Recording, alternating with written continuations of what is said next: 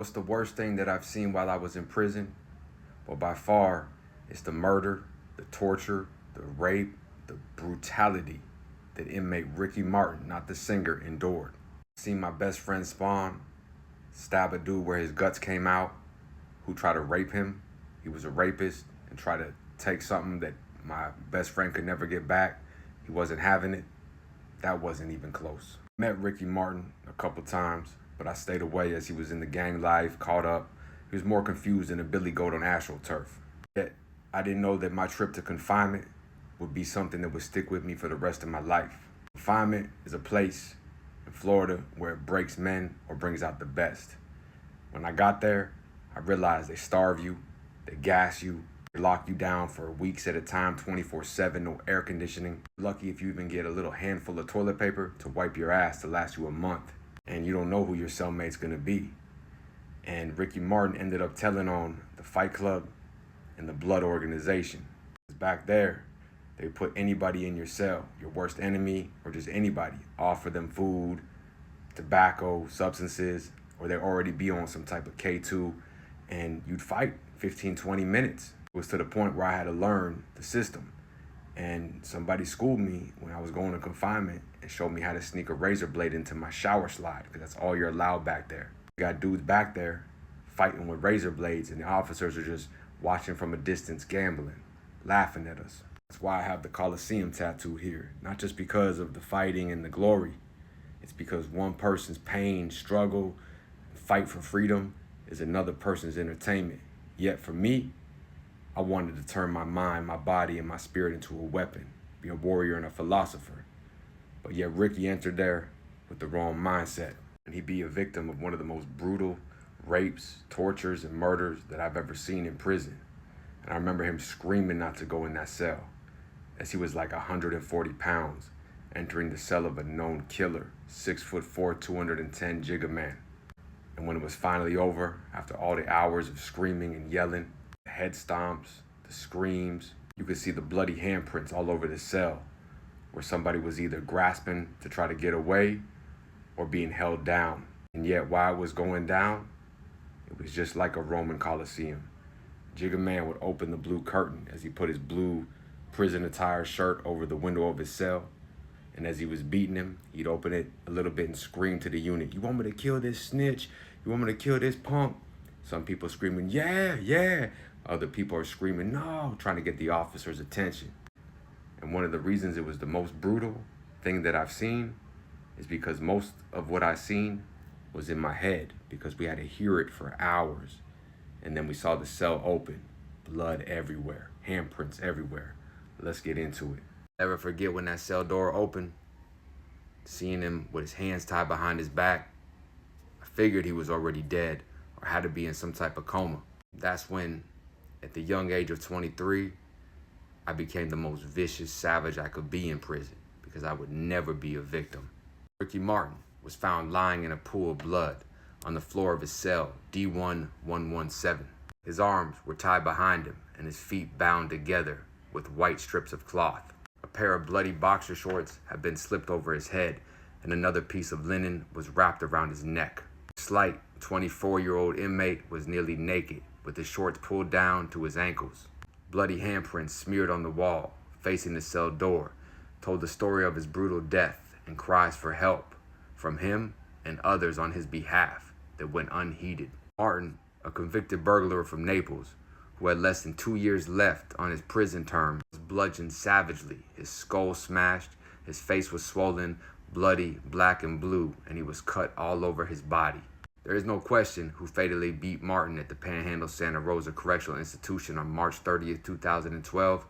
It was his cellmate of only a few hours, 36 hours to be exact, Sean Jiggaman Rogers, a 6'4", 200-pound inmate with gang ties and a long history of attacking and beating other inmates. Destiny is a cruel, cruel mistress. In 2009, while at Florida State Prison in the mental health waiting area, Rogers brandished an ice pick type tool and stabbed inmate Ronald Whitcliffe repeatedly in the head. Cliff was hospitalized, and Rogers was later transferred to Union Correctional. 1 month later, Rogers returned to disciplinary confinement again after assaulting another inmate, this time by kneeing him in the head. Upon his return to Florida State Prison in 2011, Rogers' assault spree continued. Records show he was written up 3 more times for assault and battery for attacking fellow inmates. By the time he was transferred to Santa Rosa on March 14, 2012, Rogers had at least 12 inmate assaults on his record during his 10 years in state prison. Rogers also was serving a life sentence for armed robbery and aggravated battery. One of his write-ups, he said, "You can't do shit to me. I have 2 life sentences." He was disciplined for exposing himself to inmates and staff, threatening staff, inmates, and for fighting. A cruel comparison to Rogers, you have Ricky Martin, who is not like the 6'4", 210 cold, calculated killer. This is a 6 foot, 140-pound kid more confused than a billy goat on AstroTurf. He would go on to tell on the Bloods that he was trying to be a part of. He would do what's called friendly extortion. You get somebody that's scared but yet wants to say they were a gang member from the streets. So they say, yeah, you're one of us. And basically they take, they extort your family, they get you to bring dope in, they make you think you're cool.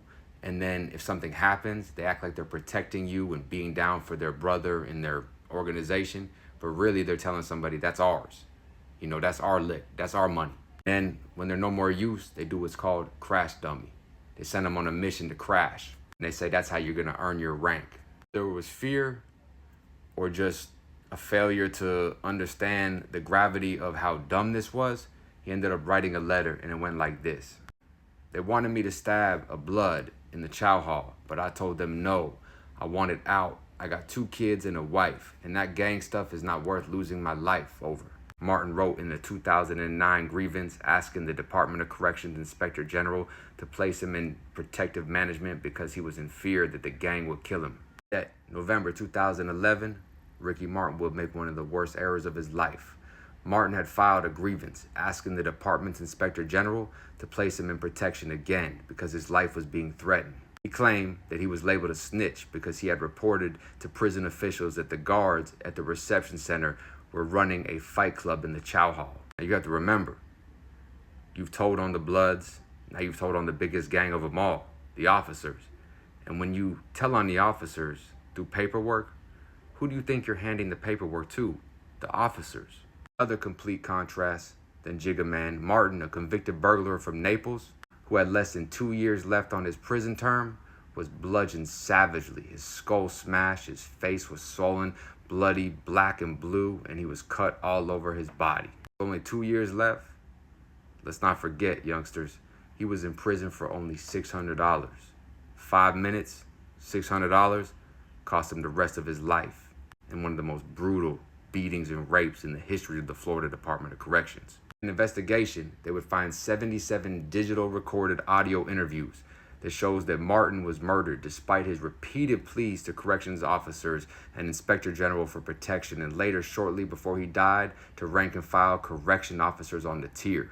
In sworn statements, 28 inmates interviewed separately told Department of Corrections investigators they overheard Rogers tell a guard that he needed to get Martin out of his cell because Rogers claimed Martin was trying to kill himself. Some of the inmates who had a direct view into the cell said they told officers John Butry and Jacob Denman that Martin was in trouble and they needed to help him. All 28 inmates said that the officers shrugged all the warnings off, saying some version of "let the next shift handle it," and left the dorm. What a wicked game we play. The man goes home in less than 2 years. Netted $600 in his robbery. Between the switching of the cellmates from 5'10", 140-pound Martin being put in there with a notorious booty bandit, 6'4", 215 pounds, $600. He was found tied up. A pair of bloody boxer shorts had been slipped over his head and another piece of linen wrapped around his neck. Jiggaman would get the death penalty. Ricky Martin would die. Stay out, stay free.